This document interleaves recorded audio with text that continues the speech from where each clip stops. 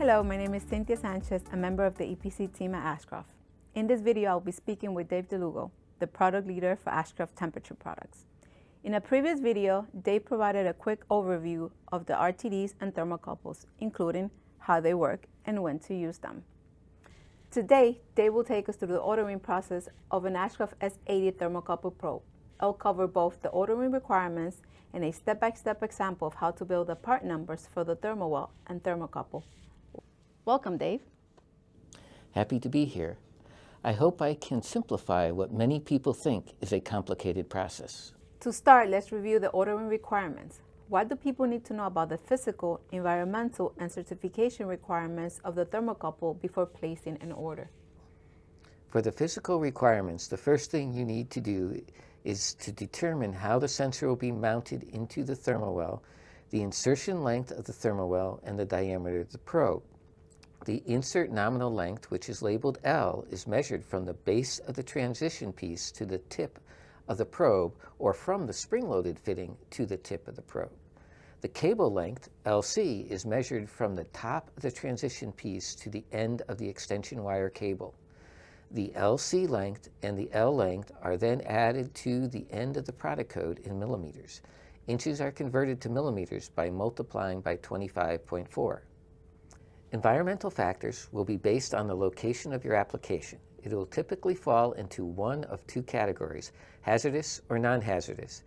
A hazardous location is an area where there is a threat of a fire or explosion because there are flammable substances present.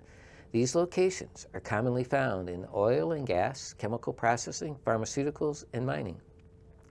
Once you know the location type, you'll be ready to select the sensing element, which can be a single or dual thermocouple. If a remote head is needed, you can select from the range of available head types that will perform best in your application. A transmitter can be mounted in the remote head. Now you need to select the extension wire type and insulation. There are also options for flex armor or connectors that may be required. If needed, the required agency approval will be based on the area classification and method of protection. And a 3 or 5 point calibration certificate may also be required. Okay, Dave, now that we know the ordering requirements, can you walk us through how to build the actual part numbers for these products? Yes, Cynthia. We will use an ISA-style datasheet which describes the application to define the probe, transmitter, and thermowell needed. So the first section we're going to look at is the general section, and here is the area classification requirement, and we see that this probe is going to be intrinsically safe, Class 1, Division 1. Then we're going to look at the process section for the pressure and temperature ratings to see if there's any concerns here. Now we're going to look at the temperature element section, and we see that this is a Type E thermocouple. It is an ungrounded thermocouple. The length is going to be fit to thermowell, and it's going to have a 1/4 inch probe diameter. It has a 1/2 inch NPT is what the connection is going to be to fit into the thermowell. The material is 316 stainless steel. We see that it is a dual Type E thermocouple. The extension cable is going to be PTFE insulation, 36 inches long with stripped ends, and we're going to use a compression fitting to connect it to the thermowell. Now we're going to look at the transmitter section. This section is blank, okay, so that means there's no requirement for a transmitter in this particular application. Now we're going to look at the thermowell section. The thermowell section, you see that it is a 1-inch raised face flange, 150-pound rating, tapered thermowell, 316 material with a U dimension of 10.5 inches and overall length of 12 3/4 inches. There will also be a requirement for a tag. Now we're ready to build the thermowell part number, the first of 2 part numbers I will be walking you through today. So as we saw from the ISA datasheet, the requirements, this is going to be a 1-inch raised face tapered thermowell. It has a U dimension of 10.5 inches with an overall length of 12.75 inches. After reviewing the Ashcroft datasheet for the flange thermowell, we're going to see the part number is 10W10502 HF260 S2XNH W5R150. Now we're going to determine the L and the LC lengths for the thermocouple probe. The S dimension was equal to 12.5 inches, or 318 millimeters. Now, we need to add 40 millimeters for the compression fitting. So in this case, the L dimension is going to be the S dimension plus 40. So 318 plus 40 is 358 millimeters. The cable length was 36 inches, which is 915 millimeters. Once you have the thermal part number, now it's time to build the thermocouple part number, correct? That's right.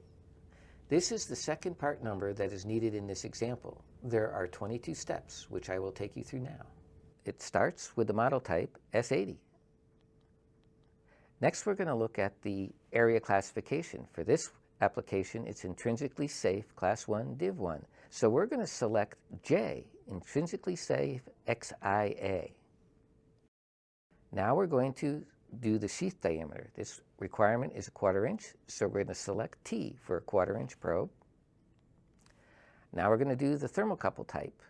This is a type E thermocouple, and for that we're going to put the letter E.